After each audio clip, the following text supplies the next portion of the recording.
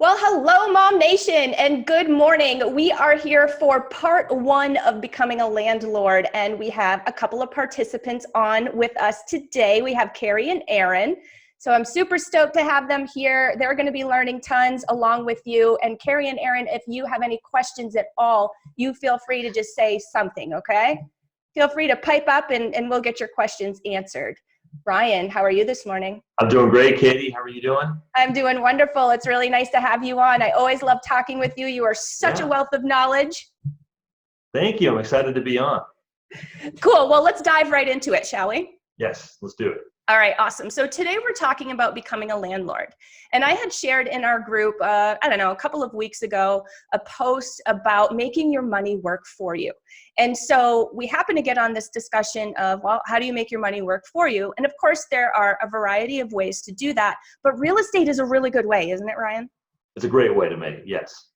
I mean, like all the great billionaires that you can think of in the whole history of the world have invested in real estate, am I right? That's correct. Yeah, if you look at it, they've all had some kind of a real estate portfolio to grow their wealth. Absolutely. Right. So today we're going to talk about becoming a landlord. I know that we have some people that are real excited about it. I know we have some people on that are already landlords and they're hoping to learn a little bit more. I am also a landlord myself. I have 3 properties that I have long-term tenants in, and Ryan doesn't know this yet, but I have my sights set on perhaps another one. So we may be moving again, Ryan, just so you know. Yeah, I know we talked about it briefly. Yes. Yeah, I'm always looking. It's kind of like, the job I have, it's really easy to do, find property. So anyway, so what I do, Aaron and Carrie, is it's really very simple. I buy a property with a primary residence loan, live in it for however long the time commitment is, and then I toss a tenant in that home and move on to the next and purchase the next. So we're going to talk a little bit about how that works and what the different loan programs are and that kind of thing that coincide with that. So first, Ryan, let's talk about how that works with financing. Yeah. There are essentially 2 different types of loans. I mean, there's a couple different loans, but really what we're talking about today would be 2 different types of loans. There's 2 main ones, yes. Yeah. So there's a conventional loan, and then there's an FHA loan. So the other 2 that you kind of mentioned are VA and USDA. Those are a little bit more rarely used. So that the main 2 that really make up 90% of the transactions out there are going to be either conventional or FHA.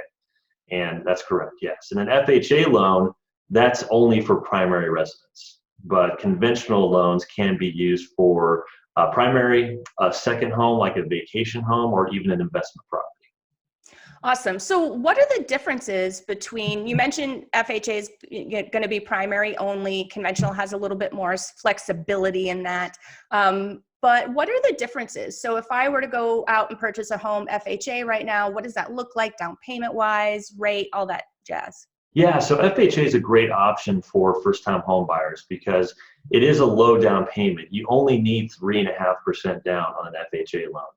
But what's great about that program is it's very flexible also for people who've maybe had some credit challenges in the past. If there's been a foreclosure or bankruptcy or short sale, it's a great program to take into consideration. For instance, we actually just closed on a client who had a 580 credit score. Most people think if you have a score in the 500s, it's not an option, but you do have an option to go FHA with a score that low. Even if you've had a bankruptcy over 2 years ago, you could do an FHA loan. If you've had a foreclosure or short sale 3 years ago, you could do that loan. So it's a great program for those clients. Then if you do the conventional loan, you do have a 3% down payment option if you're a first-time home buyer, if you haven't owned a house in the past 3 years. So that it's even lower than the FHA option. But conventional is a lot more strict if you've had bankruptcies, foreclosures, or if there's a lower credit score, usually below like a 660, we typically don't recommend conventional because it's harder to get qualified for that. So those are kind of the 2 main differences between the 2 if you're buying a primary residence. Gotcha. And so if I understand correctly, you really only have one shot with the FHA if you're doing this thing that we're talking about. Yes, that's correct. Because with FHA, it's really for first-time home buyers, it's great for, but you can only have one FHA loan open at a time. So if you do want to buy another property, you wouldn't be able to go FHA unless you actually refinance or sold that home. So that's why FHA is a little bit more difficult if we're doing this strategy where we buy and hold. That's correct. Gotcha. So what are the requirements? How does that work? So let's say we use an FHA for our primary. Great. Yes. We live in it for 2 years. We do that kind of thing. Now we're moving on to our first home that we're putting a tenant in. So we're putting a tenant in that home that we just lived in. Now we're moving on to purchasing our next property without selling that house. So how does that look like in terms of like what's the down payment requirements first of all for the purchase? And Yeah. then, okay, go ahead. I won't load you up with too many questions. No, this is great. So yeah, so like I said, so if you bought that home and you did either 3.5% down or 3% down conventional, what's great is if you're actually going to be moving out and into a new home, you could actually, that's going to be your primary residence as well. So if you don't have an FHA loan on the first home, you could do one on the next one. But if you do have an FHA loan on the first house, then you'd have to do a conventional loan. As I mentioned, you can only have one FHA loan open at a time. So if you have a property, the next one, if it's going to be a primary, you can actually get into a home with as little as 5% down. So it's a great option. That's why kind of the things that you're really doing, Katie, is great because you get a lower interest rate if it's going to be owner occupied, and it's a lower down payment as well. So the interest rate difference between an owner occupied home and investment property is usually about 1 to 1.5%. It's that much lower if it's going to be a primary. Also, if it's going to be an investment property and you're not going to be living in the home, outside of the higher interest rate, it's a higher down payment as well. It's a minimum of 15% down. So it's a 10% difference. So if you're buying another property owner occupied, 5%, but if it's going to be an investment, it's 15% down. So there's a big difference between the two. That's why it's a great option to shift your old home into an investment property and then owner occupy the new one for the lower down payment and lower interest rate. Right. It's huge savings, which I've achieved and I've really appreciated. So I have a question. yes. Yes. So if you're trying to get a second loan, does the first loan count as debt even though you're planning on getting a renter? Yeah, it will still be debt. It will still basically be showing as a liability on your credit report. But what you could do, and what we do with Katie, is have a lease agreement actually set up for that home. So if there's a lease on that home that starts within 30 days of closing on your next property, then we could actually use that projected rent to offset that old mortgage payment. So you can only use 75% of it. So let's just say, hypothetically, you have a lease agreement for $1,000. You could use 75% of that. They call it a vacancy factor because, sometimes the home's vacant. Sometimes maybe the tenant misses a payment. So they have to have a little bit of a buffer there. So you'd be able to use $750 to offset your mortgage payment. And that would just be considered income then? It would be, yes. It would be income to offset that debt. That's correct. Okay. Yeah. And so now the old rule of thumb was that in order to offset, you had to have 2 years worth of being a landlord under your belt type thing. Am I right? That was the old guidelines. That actually went away now. Yes. And then you used to have a certain amount of equity in the home too, to be able to offset the mortgage with that lease agreement. So, but that actually went away. So you don't have to have equity in the home. You could only have the 5% that you maybe put down, and you could still be able to use that lease agreement to offset that payment. So it's actually easier now. It's easier now, yes. That they've really loosened the guidelines to be able to use that income now. Awesome. Carrie, do you have any questions? No? Oh, you're muted, sweetie. Yeah, there you go. Mostly about like being self-employed, how to even begin qualifying. It just seems like that's held against us all the time. Great question. Yeah, for self-employed clients, you do have to have a 2-year history of having that business. And it's a little bit more difficult because, if you're W-2 employee, we could use your gross income. So if you make $65,000 a year, we use that income. But if you're self-employed, we have to use your net income that you report on your tax returns. So that's your gross after write-offs and expenses. So that's always going to be a little bit less. Everybody wants to write off more to lower their tax obligations. So that's why it's a little bit more difficult to qualify being self-employed, because it really depends on what your write-offs were and how much you have as your net income. Yes. Any other questions, Carrie? I love that one, because my next question for you, Ryan, is there anything specific that one should prepare for you? Because obviously you're going to be the best first step, right? So they're starting to think about this. It's time to go talk to a lender and get, your P's and Q's in order. Anything specific that you wish your clients would come to you prepared with or prepared for that they don't? Sure. So really the first step of the process when you're going to buy a home is to get pre-qualified for a mortgage, because we want to know, what you're qualified for, and not just that, what you're budgeting, what you want your payment to be, what your down payment is. And that's really going to help us decide where you want your purchase price to be, so you can go out and start working with Katie and her team. So the application is real simple. We do it over the phone. You could do an online application, but I prefer doing it over the phone because it's quicker, and I could really ask you more detailed questions than you could on an application. So you get on the phone with me. 10 minutes later, I collect your full name, address, date of birth. We would have to do a social security number to do a credit check.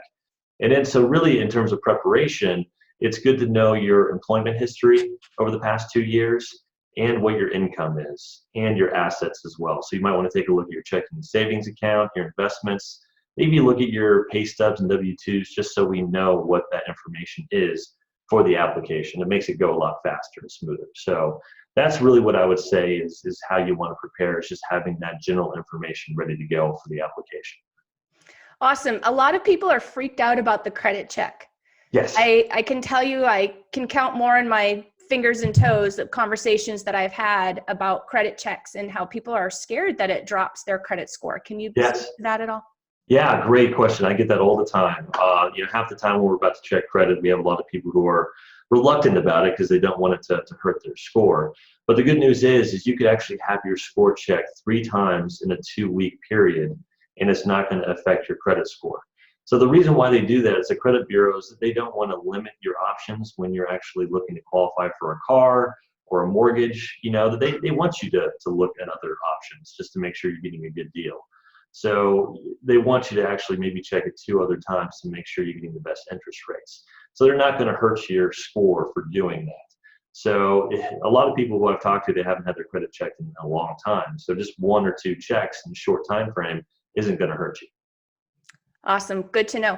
Any other questions, ladies or audience, about financing and how the money works? Carrie? Yeah, I do.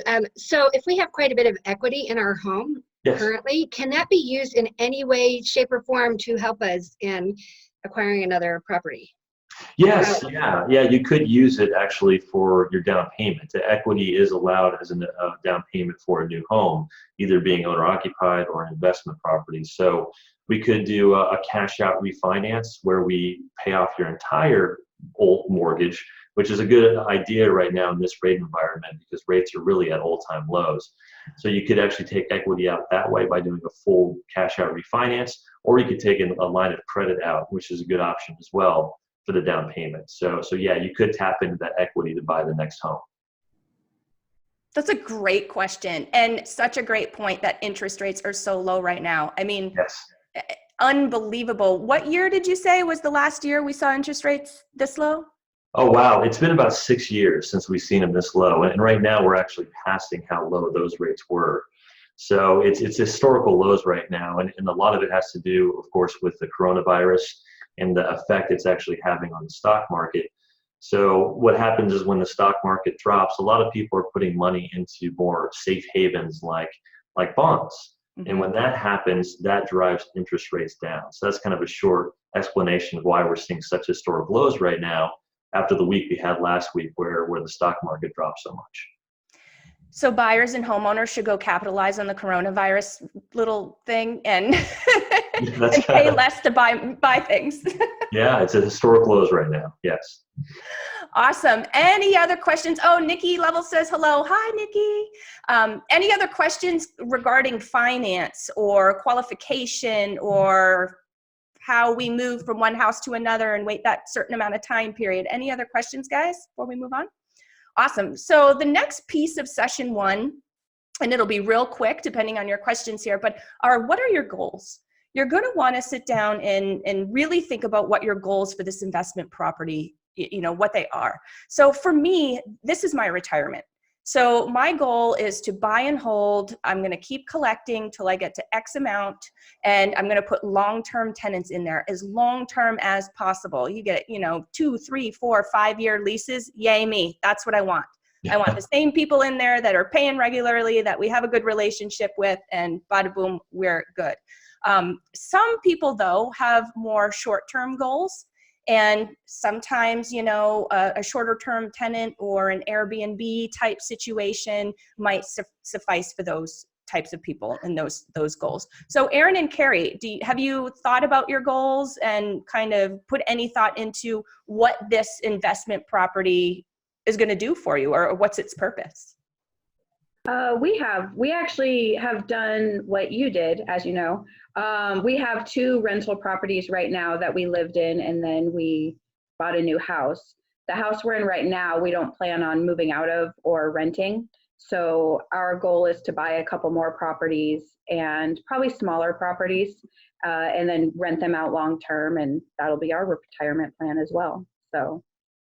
So we're going to be more interested in going forward. I guess it'll be not the personal loan, but like the buying a rental property loans, just because we don't really want to move again.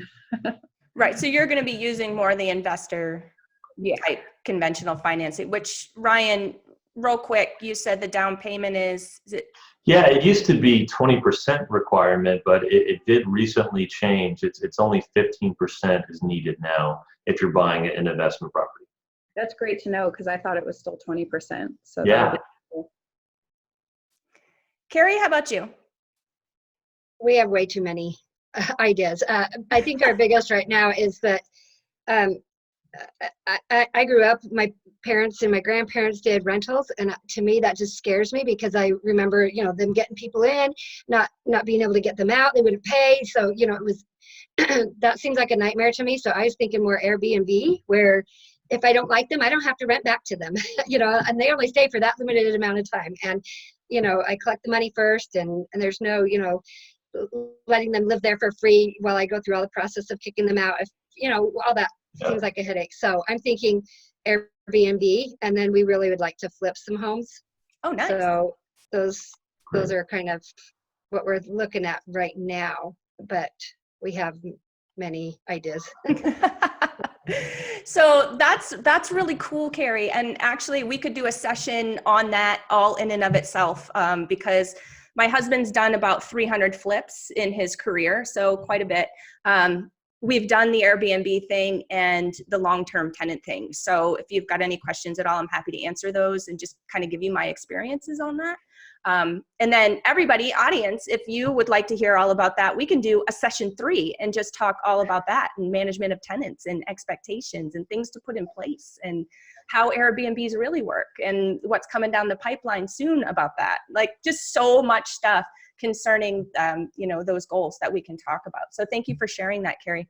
The next thing that's really important is you'll want to determine the cash flow. So how do we determine cash flow? Of course, we need to know what our goal is. So if it's an Airbnb, it's going to be a little bit different, right? We're probably going to make a little bit more than a long-term tenant is going to give us. So we have to figure out, okay, here's what I can expect to get for rent, right? Because we want to kind of subtract, I guess, the expenses from that. So what expenses do we have with this property? Well, we've got our mortgage, our principal and interest. We've got our taxes. We've got our insurance. We perhaps have HOA. Maybe you have a pool, and maybe there's pool maintenance that's required. And, if you're running an Airbnb, well, you're not going to leave that up to the tenant, right? So there's pool maintenance that we need to figure into there. There's going to be, probably some landscaping costs and maybe pest control, things like that we want to factor in. So we factor in absolutely everything that this house is going to cost us a month And then we subtract that from what we can expect to get for rent, and that's going to be our cash flow. So it's probably beneficial to make sure that we're going to get a little bit of cash flow, depending on your goals. I mean, I guess sometimes, Ryan, it might make sense to reach into your pocket depending on the investment. You know, a little bit per month, depending on what your goals are and what that investment looks like to you. But personally, I like to see the cash flow. Yes. So when you're out there shopping, you're going to want to make sure that you're not only pulling comparable sales on the property that you're buying and making sure you're buying appropriately, but you also want to start looking at the rental comparables. So if it's an Airbnb, it's a little bit of a different process. If it's a long-term rental, then, you know, it's going to be a different process in terms of pulling comparables. Yeah. Any questions on that, ladies? You girls are easy on me. All right. We got one more topic and then we are done for session 1. And it looks like we may have a couple of questions here from Nikki. So we'll get to those before we end this session here. But I want to talk about the golden rules, what I call the golden rules. So when we're out looking for property, there are a couple of things that we want to keep in mind because we really want to keep resale in mind. So we're going to sell this property at some point, right? I mean, you know, Carrie might do Airbnb for 5-10 years and she might decide to haul off and move to Hawaii and say, forget about it. And she wants to sell this thing. You know, for me, I plan to hold these properties until I pass them on to my children, but maybe they might want to sell them at some point. So we've got to keep resale in mind when we're looking at these properties. And desirability. Like, would you want to live in that house, basically? So keep that in mind when you're purchasing. If it backs a major road, backs the freeway, maybe it's, you know, so there's a lot of properties kind of in the older areas of town that are built right on major roads. So you could front Broadway, you could front University, you could front, you know, there's a couple up in Scottsdale that are right there on the road. You could front Chaparral. Think about that when you're purchasing. Obviously, those properties that have kind of a little bit less desirability, break the golden rules, are going to be a little bit less on your wallet when you're purchasing them, but are you going to get the equity gain that you're looking for? Are you going to have a hard time finding tenants for those properties? Are the Airbnb tenants going to complain and give you bad reviews because it's noisy, because there's a lot of traffic noise? So these are things to keep in mind. So let's go through a real quick list. Let's avoid backing or fronting major roads, commercial buildings, shopping complexes, apartment complexes, things like that. Let's avoid major power lines. We don't want to see them in the back of us. We don't want to see them in the front of us if we can help it. That's kind of a biggie. We're a little bit on the fence, Ryan. I don't know if maybe you've heard more chatter about this, but there tends to be conversations here and there in the real estate industry. We can't tell whether or not living near major power lines are bad for our health or if it doesn't matter. Some people say it's really terrible for you. Some people say it doesn't matter. Have you heard anything? Yeah, it's hard to say because we notice appraisers that they do actually notate a reduction in value when it's backing up to major lines. So I know for marketability purposes, it is something that's on people's minds, and they'd rather not if it is an option, if they have to pick between 2 homes. So because appraisers notate that, I think it is something important to consider. Great point that appraisers give you a little ding for these things. I bet they ding you when you're up against major roads and freeways and things like that too, right? They do, yeah. So these are good golden rules you're telling me. Yeah. Another thing that you want to keep in mind, and this like blows our minds as parents, but being super close and super close proximity to schools actually seems real convenient and seems like people really desire that, but they don't, guys. They don't. Have you ever been in the pickup line? Right? Is that like enough said right here? So just picture, you know, trying to rent it out or even trying to sell it to people who may not have little kids or may not necessarily need to use the school. Even if they do, they're not leaving their house twice a day, at least twice a day. So something to think about there. Just, you know, really keep in mind on what, I always like to just put myself into it. And most of the time I am. I mean, I only bought one investment property outside of doing this little system. So most of the time I am living in the property. So that's definitely, you know, forefront of my mind. So it's definitely something to keep in mind. We have a few questions here before we get into those. Carrie and Aaron, questions from you on the golden rules. Yes. Do people tend to have a preference for HOA, like either yes or no? Or I know I do, but I don't know what, generally people want. That is a great question. And I would say so it's a few more now because I took this statistic at the end of December 2019, but out of the 865 homes that my team has sold, I would say it's split right down the middle, to be honest with you. I've got people that absolutely want to be in an HOA because they can appreciate, maybe it's a gated community, or maybe they have like Eastmark, like JD loves Eastmark, right? Because they have things going on. They have a movie in the park. They have, stuff for the residents to do. They like the fact that everybody's house has got to be kind of kept in shape as according to the rules. Some people appreciate that. Then on the other 50%, they're the ones that like to have the trailers and the campers and the do whatever they want at their house, which I can appreciate too. I own homes in HOAs and I own them, outside of HOAs, and I can appreciate being able to, if you want to paint your house lime green, you go for it, girl. You do that. I always like to plant whatever trees I want in my house, so I won't ever live in HOA again. That was our big thing, is that you had to limit like the height of the trees when you planted them, and you can't, so Awesome. Any questions, Carrie, on the golden rules? Or back to the power lines, like when you talk about power lines, how close in proximity to houses are you talking about? For me, within a street or two. If they're like right there, right underneath them, or it's really the majority of the view, I'll make a comment about it if I'm shopping with a buyer, and I'll let them know about that. For me personally, I stay as far away from lines as possible.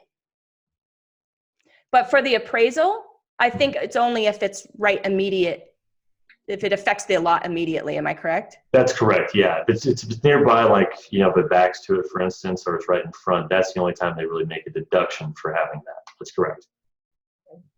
But as far as the GP, the general public, what they like to see, it's not always a whole big mess of huge power lines. Okay. Thanks. Awesome question though.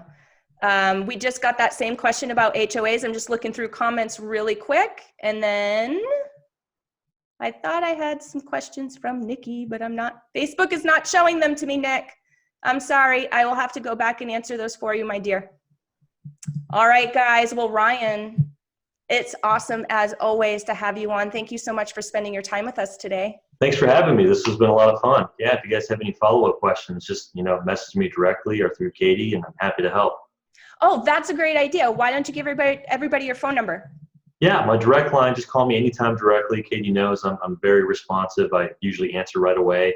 So I try to make myself available. It's 480-635-3035 is my direct line. Awesome, guys. Well, thank you. And thank you so much, Carrie and Aaron, for being with us today. Thanks, everyone. Thank you. Bye. Bye, everyone.